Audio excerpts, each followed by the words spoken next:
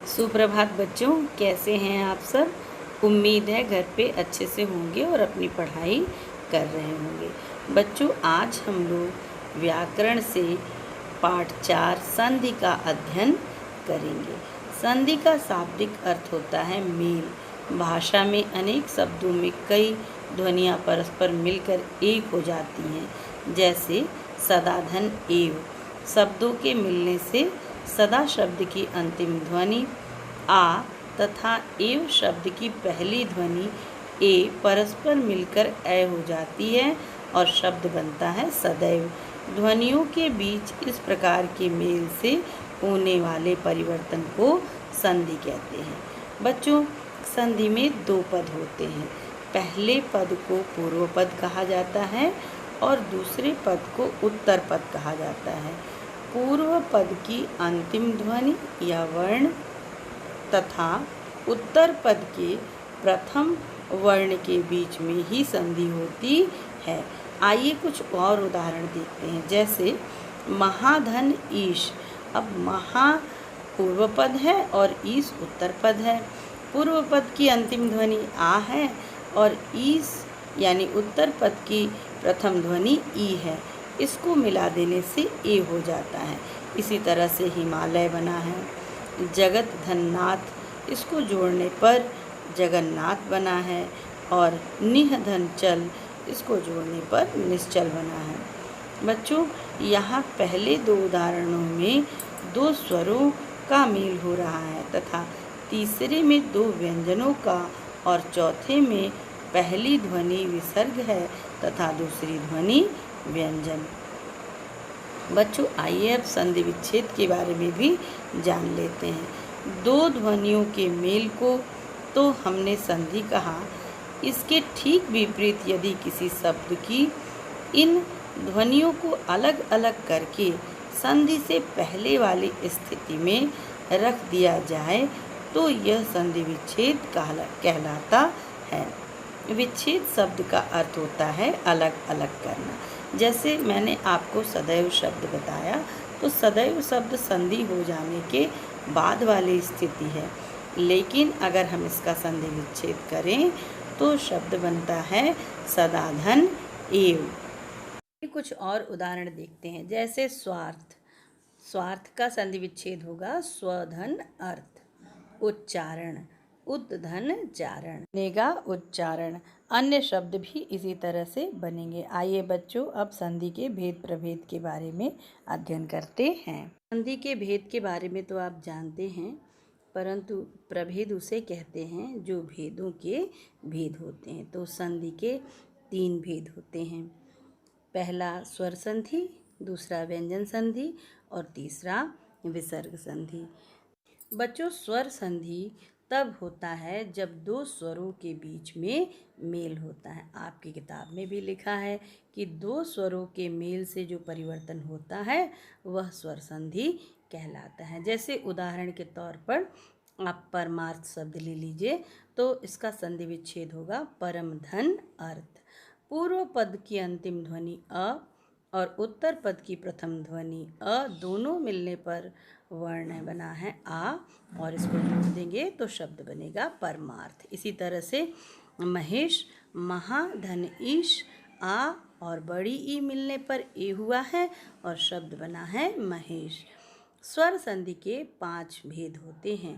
पहला दीर्घ संधि, गुण संधि, वृद्धि संधि, यण संधि और आयादि संधि।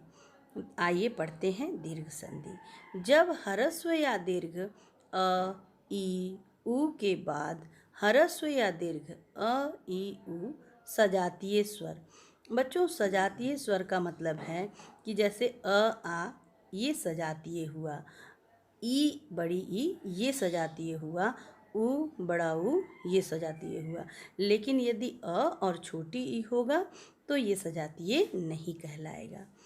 तो यहाँ पर कहने का मतलब है कि ह्रस्व या दीर्घ या अ हो या आ हो, छोटी ई हो या बड़ी ई हो, छोटा उ हो या बड़ा हो उ हो, इसके बाद भी यदि आ जाए, ई बड़ी ई आ जाए या उ बड़ा उ आ जाए तो वे परस्पर मिलकर दीर्घ हो जाते हैं, यानी आ आदेश होगा। अ या आ मिलता है तो इसके स्थान पर आ आदेश होगा।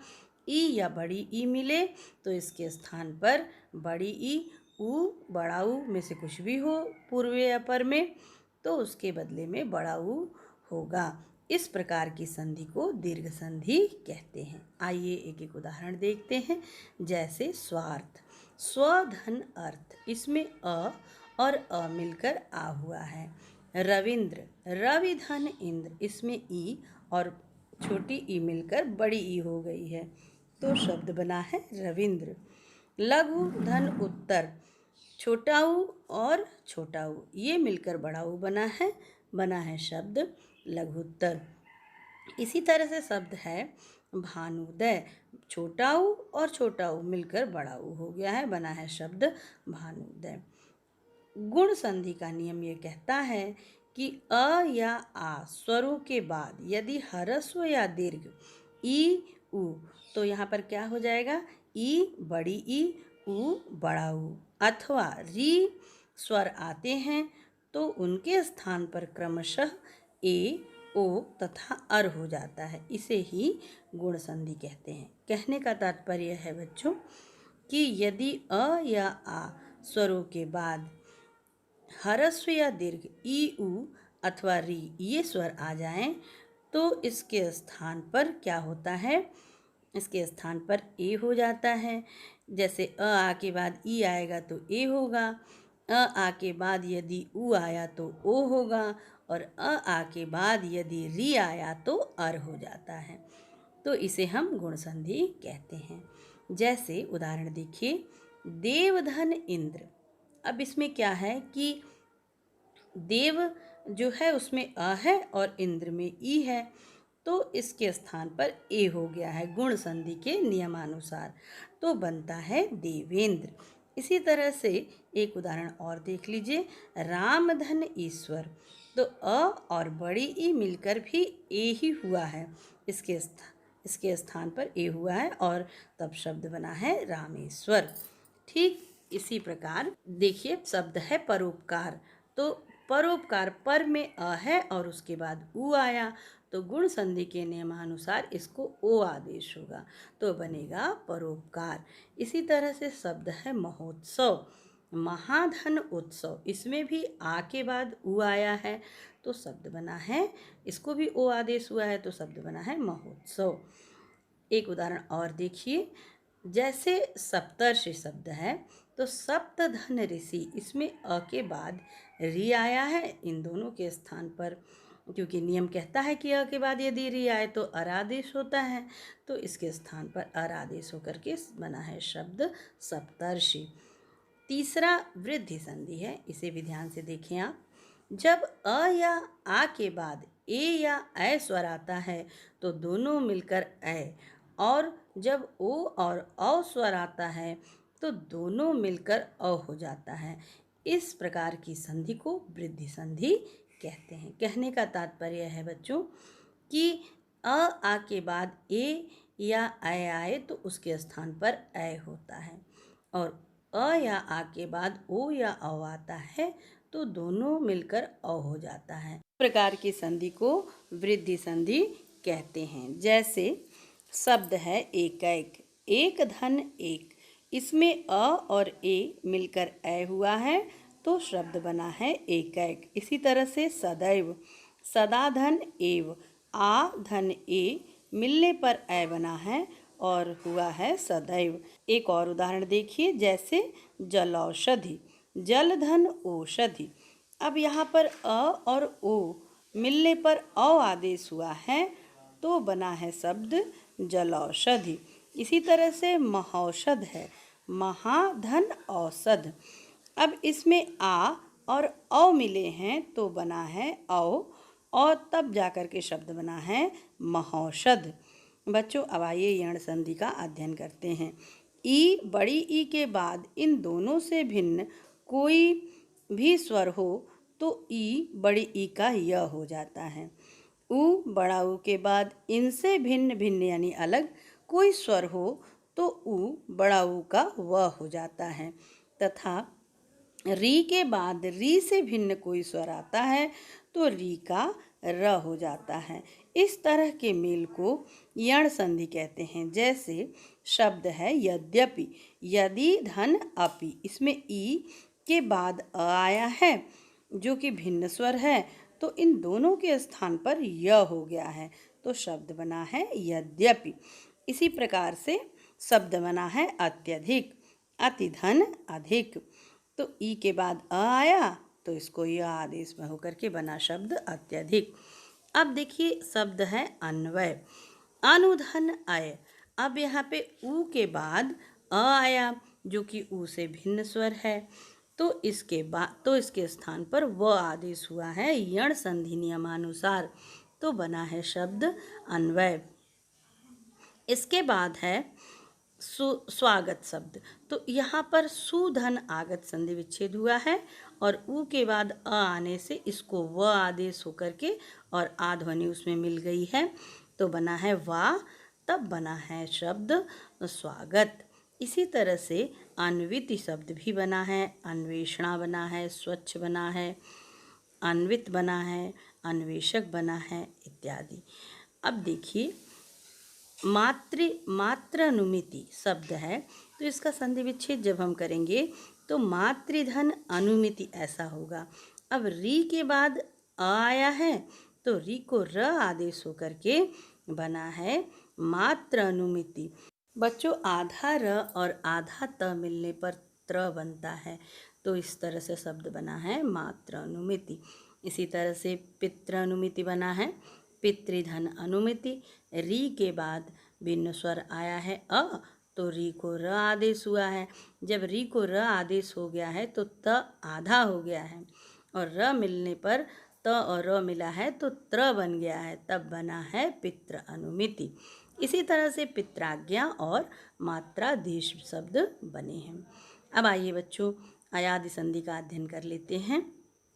ए ऐ तथा ओ औ के बाद यदि इनसे भिन्न कोई स्वर आता है तो ए का ऐ का आय, ओ को औ तथा औ को आव आदेश हो जाता है। जैसे नयन, नयन शब्द में ने धन अन, ये इसका संधि विच्छेद है। ए धन अ, इसको जोड़ने पर अय आदेश हुआ है, तो बना है नयन। इसी प्रकार से गायक, गए धन अक, ऐ धन अ के स्थान पर आय हुआ है, तो बना है गायक। इसी प्रकार से शब्द बना है शयन, शे धन अन, अब बना है शयन। नाविक शब्द देख लीजिए, नौ धन इक, अब यहाँ पर औ के बाद ई है तो इसको आदेश हुआ है आव, ई मिला है तो आवी हुआ है, तो बना शब्द नाविक। बच्चों अब आइए व्यंजन संधि का अध्ययन करते हैं। जब किसी व्यंजन ध्वनि के बाद कोई स्वर या व्यंजन आता है तो दोनों के मेल से जो परिवर्तन होता है उसे व्यंजन संधि कहते हैं। व्यंजन ध्वनियों के कुछ नियम इस प्रकार से हैं। पहला, क च ट त प के बाद यदि कोई स्वर या वर्ग का तीसरा या चौथा व्यंजन, तीसरा और चौथा व्यंजन तो आप समझ ही गए होंगे, क वर्ग क ख ग घ अंग, तो तीसरा व्यंजन है ग और चौथा व्यंजन है घ। तो तीसरा या चौथा व्यंजन अथवा य र ल व ह व्यंजन आता है तो निम्नलिखित परिवर्तन होता है। क्या हो जाता है? क का ग, च का ज, ट का ड, त का द और प का ब हो जाता है। जैसे शब्द है वागीश, तो वागीश का संधि विच्छेद जब करेंगे तो वाक धन ईश होगा। अब इसमें क है और उससे परे यानी उत्तर पद में ई है, तो अब इसके बाद क को ग आदेश होकर के बनेगा वागीश। दूसरा शब्द है दिगंबर, दिक धन अंबर, यहाँ पर भी क को ग आदेश हुआ है, तब बना है दिगंबर। इसी तरह से बनेगा अजंत, सडानन, सडदर्शन, जगदीश इत्यादि शब्द। दूसरा नियम कहता है कि क च ट त प के बाद यदि न अथवा म व्यंजन आते हैं तो निम्नलिखित परिवर्तन हो जाता है। क को अंगा, च को इया, ट को ड़, त को न और प को म हो जाता है। बच्चों आइए उदाहरण देखते हैं। जैसे शब्द है वांग्मय। वांग्मय का जब संधि विच्छेद करेंगे तो होगा वाक धन मय। यहाँ पर क को अंगा आदेश होकर के बना है वांग्मय। दूसरा शब्द है जगन्नाथ। इसका संधि विच्छेद होगा जगत धन नाथ। यहाँ पर त को न आदेश होकर के बना है जगन्नाथ।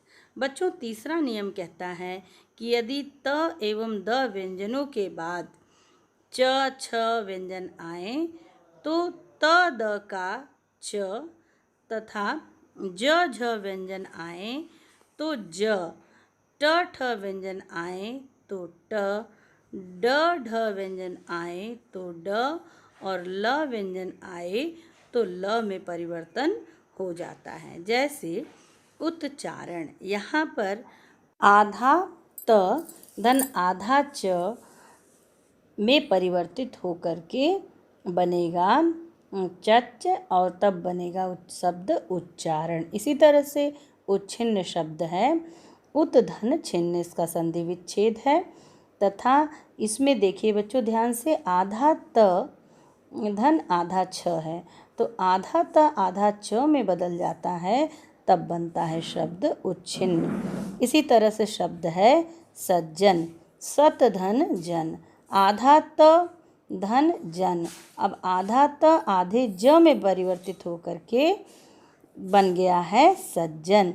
इसी प्रकार से उड्डयन बनेगा, उल्लास बनेगा, इत्यादि शब्द बनेंगे। अब देखिए चौथा नियम ये कहता है कि त या द के बाद श व्यंजन आता है तो त द का च हो जाता है तथा श व्यंजन छ में बदल जाता है। जैसे शब्द है उच्छिष्ट। अब इस शब्द में इसका संधि विच्छेद इस तरह से हुआ है कि उत धन शिष्ट। अब देखिए आधा त धन श, अब यहाँ पर आधा त धन आधा श, त बदला है आधे च में और श बदला है आधे छ में, तब जाकर के शब्द बनना है उच्छिष्ट। इसी तरह से शब्द बनता है हनुमत शास्त्री। इसके बाद पांचवा है यदि त द व्यंजन के बाद ह व्यंजन आता है तो त द का परिवर्तन द में तथा ह का परिवर्तन ध में हो जाता है। जैसे उद्धार शब्द है। उद्धार का संधि विच्छेद यदि हम करते हैं तो होता है उत धन हार।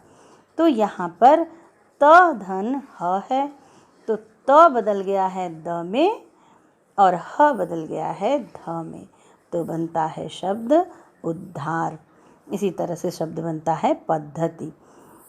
छठवां नियम कहता है कि अनुस्वार म के बाद जिस वर्ग का व्यंजन आता है तो म उसी व्यंजन के वर्ग के नासिक के व्यंजन में बदल जाता है। जैसे म क वर्गीय व्यंजन अंग। अब यहाँ देखिए यहाँ पे म के बाद ग आया है और ग कवर्गीय व्यंजन है, इसीलिए म जो है वो अंगा में बदल जाएगा, तब बनेगा संगीत। इसी तरह से शब्द है संकल्प। सम धन कल्प, कल्प क कवर का व्यंजन है, इसीलिए म अंग में बदलकर बनेगा संकल्प। बच्चों यहाँ पे संकल्प दो तरह से दिया हुआ है, एक अंगा लगाकर लिखा हुआ है और दूसरा वही अंग अनुस्वार के रूप में चला गया है, तो हम दोनों ही तरह से लिख सकते हैं। दूसरा है कि म च वर्गीय व्यंजन इया में कैसे बदलता है। तो देखिए सम के बाद च आया है, शब्द है संचय। सम के बाद चय शब्द है तो सम म के बाद च आया है, तो यहाँ पर चवर्ग चवर्गीय व्यंजन होने के कारण पंचम वर्ण इया में तब्दील हो गया है, तब बना है संचय। और यही अनुस्वार रूप में जब लिखा जाता है तो ऊपर बिंदी लगा दिया जाता है। तीसरा देखिए तवर्गीय व्यंजन न में तब्दील हो गया है म, तो समधन तोष शब्द बनता है संतोष। अब यहाँ पर म के बाद त आया है तो म बदल जाएगा न में, तो बनेगा संतोष। इसी तरह से पवर्गीय व्यंजन म में तब्दील हो जाएगा, जैसे समधन पूर्ण है। अब यहाँ पर म के बाद प आया है तो इसलिए म को म आदेश होकर के बनेगा संपूर्ण। बच्चों, 7वां नियम ये कहता है कि म के बाद यदि य, र, ल, व, श, स, ह व्यंजन आते हैं तो म का अनुस्वार हो जाता है, जैसे समधन योग। अब यहाँ पर म के बाद य आने से म जो है वो अनुस्वार रूप में चला जाएगा, ऊपर बिंदी लग जाएगी। अब बनेगा शब्द संयोग। इसके बाद इसी तरह से संरचना, संवाद, संशय इत्यादि शब्द बनेंगे। 8वां नियम देखिए बच्चों, यदि स के पहले अ आ के अतिरिक्त कोई भी स्वर आता है तो स का श हो जाता है, यानी दंत्य स का मूर्धन्य स हो जाएगा, जैसे वी धन सम।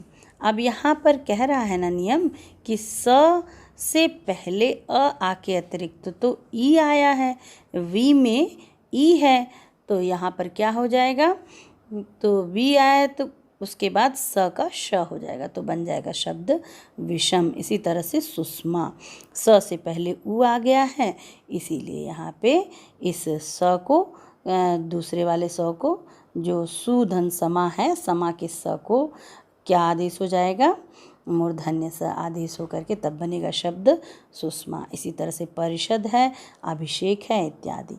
इसके बाद बच्चों 9वां नियम देखिए, यदि री, र तथा श के बाद न व्यंजन आता है तो वह ड़ में बदल जाता है, भले ही बीच में कोई और व्यंजन आ रहा हो, जैसे राम धन अयन।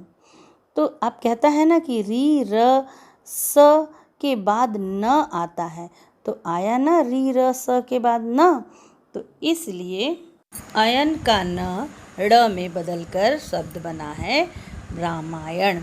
इसी तरह से परिणाम, परिधन नाम।